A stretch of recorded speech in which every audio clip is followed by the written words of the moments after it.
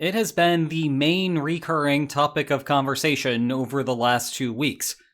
Ukraine thinks that Russia will soon be mobilizing, which immediately raises questions about what anyone should do to prepare. Would it surprise you to find out that today we are about to jump into perhaps the most extreme option available?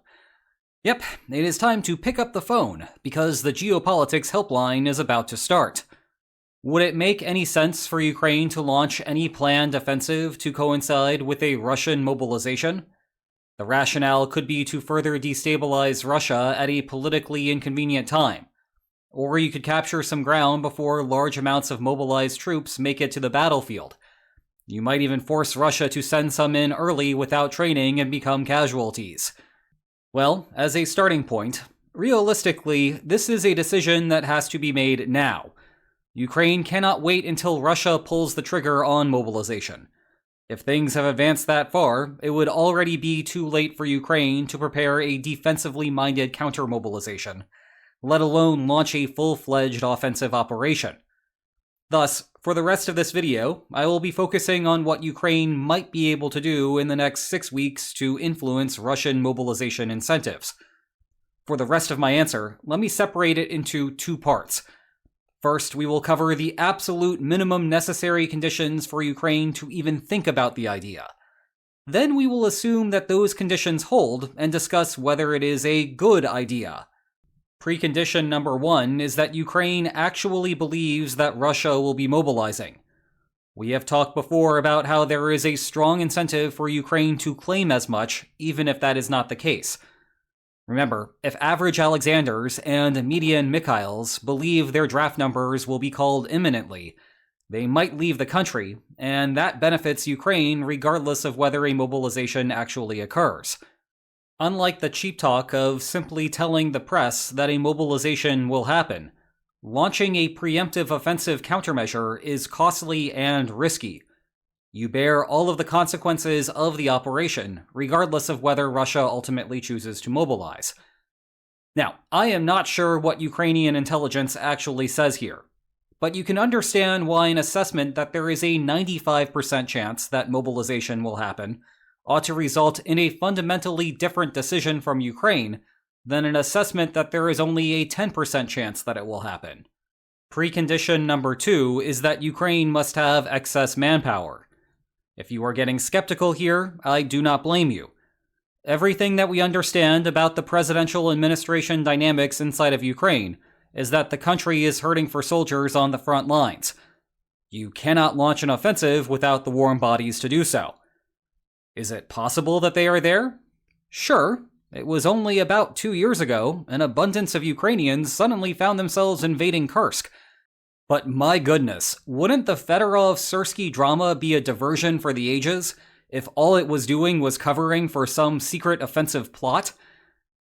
Precondition number 3 is that you have identified a useful line of attack. I would not throw up a preemptive offensive for the sake of throwing up a preemptive offensive if I did not think that the offensive in isolation would be a good idea. Moreover, it should do something to counteract the mobilization wave. Otherwise, you risk just stranding yourself. Okay, let's suppose that Ukraine has all of that covered. What is the upshot here? At the bare minimum, you would hope to dig into more favorable territory. The battlefield will be more malleable before Russian troops saturate the other side. So if you think that Russia currently occupies better defensive positions, it might be worth trying to take them now, even at a substantial cost, because the alternative later might be even worse. Recognizing what is happening, the Kremlin might feel compelled to accelerate the deployment of the mobilized soldiers, despite being less prepared for the task at hand. I need to note here that this point double counts the benefit of Ukraine digging into more territory. In other words, if Russia chooses to do this to mitigate the effect of digging into territory, Ukraine does not get the benefit of both. Rather, there is a partial benefit from digging into some territory, and a partial benefit from facing a larger portion of less prepared troops. As for where Ukraine might aim these efforts, the weakened southern front would be the obvious spot. The mobilization allegations already say that Russia would immediately send some portion of the called-up soldiers there, while giving the remainder more time to train. A separate benefit would be to harm Russian logistics. Manpower and logistics are strategic complements. In other words, the more men that you have on the front lines, the more valuable that good logistics are. From the opponent's perspective, the more men the other side has, the more you get from dismantling logistical networks. 500,000 troops on the front lines means nothing if they have no ammunition or FPV drones to defend themselves. How you do this if you are Ukraine is a bit of a mystery, though. Clearly, Ukraine has succeeded in disrupting logistics in the south. The geography to accomplish that goal in the north is much less favorable. Too much of Russia is connected to occupied Ukraine up there. And while I am sure that having more Ukrainian troops cannot hurt matters in the north, it is not immediately clear what the game plan would be to achieve the goal. You need to weigh the opportunity cost of those troops doing something, anything, else. Speaking of which, drone output and Ukrainian manpower both run against the same fiscal constraints for Kyiv. Rather than dump a bunch of money into recruiting and maintaining existing numbers, you could just allocate those funds to drone factories to ramp up production. The surface-level incentives here indicate that drone production would be better specifically for sabotaging Russian logistics. Indeed, note that a similar debate was what sparked the Fedorov-Syrskyi drama. Either way, the final benefit for a preemptive offensive is to signal Ukraine's commitment to the war.